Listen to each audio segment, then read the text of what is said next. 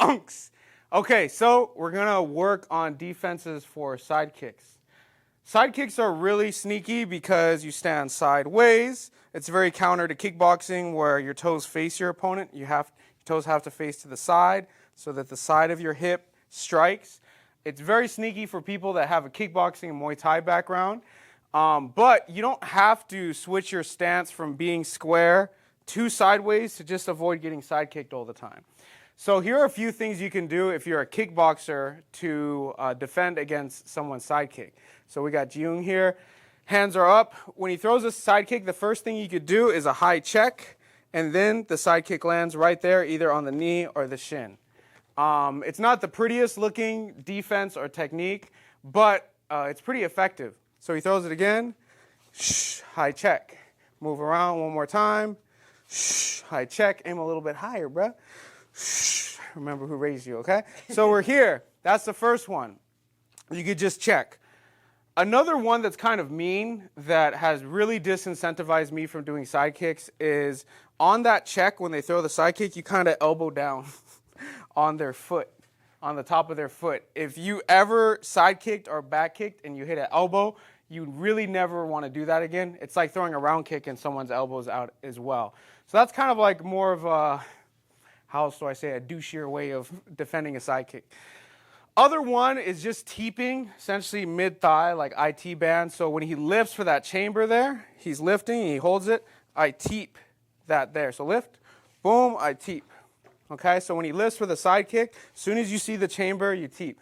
Any good side kick, they have to chamber first. It's hard to, like a shitty side kick, they'll just kind of shoot it out like that. That won't even hurt. If he lifts for the chamber, that's when you do it, okay?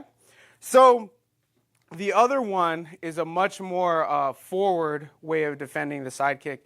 This one's really good because it incorporates a movement that's already in Muay Thai, which is called the Thai hop. So in that one, we shuffle in forward while holding this stance here.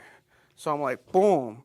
We're going to fall with the cross, body hook, then leg kick. So very classic like kickboxing combo. So as soon as he lifts up in that chamber, I knee up here, cross, hook, leg kick.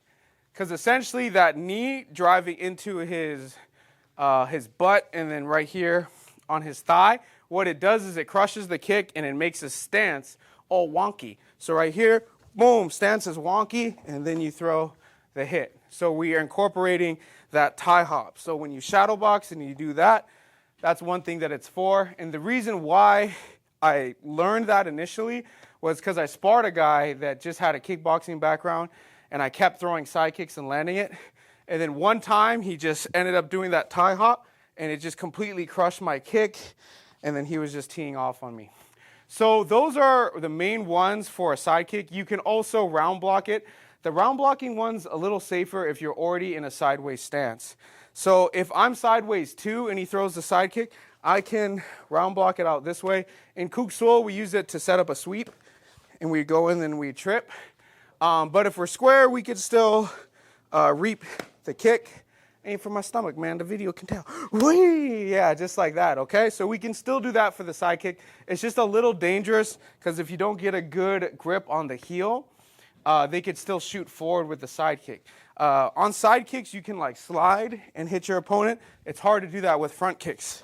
That's why it's safer with the front kick to just swipe it out of the way. But with the side kick, you have to really make sure you have a good grip on the heel when you do that. Okay, in terms of back kicks. So when he throws a back kick, so throw a back kick and just hit my gloves right here, okay? He throws a back kick, boom, hits it on the glove. So he has a straight line here with the back kick. Let's move a little bit this way. So what I have to do, let's say you just step out as if you're getting ready, pivot your heels, and then look, yeah. So this is the line. I want to be able to go at an angle. I don't want to go straight in. So I want to go here. Basically, I want to bump him with my right hip while he throws the kick, and then I want to have my hands up so that no elbows or anything sneak up.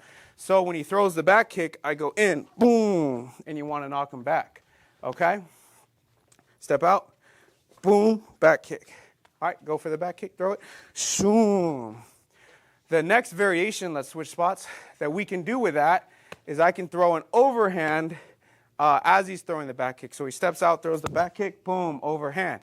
You have to really time this one because if I don't step out in time, my liver's exposed and the heel can clip. So I got to really make sure I'm stepping out to the side and then crush it with that overhand. So that's a good counter for the back kick. Generally speaking, when you go in, anytime someone spins, because it could be an elbow, a back fist, you do want to have a high guard when you skate in. So those are some defenses. I'm big into not changing somebody's base style for martial arts and sparring because it takes too much time, and I don't think that there's inherent flaws in a lot of striking styles. So if you already fight square like a kickboxer, there are ways to set up side kicks, spinning kicks, back kicks, and there's ways to defend them. We got Jiung.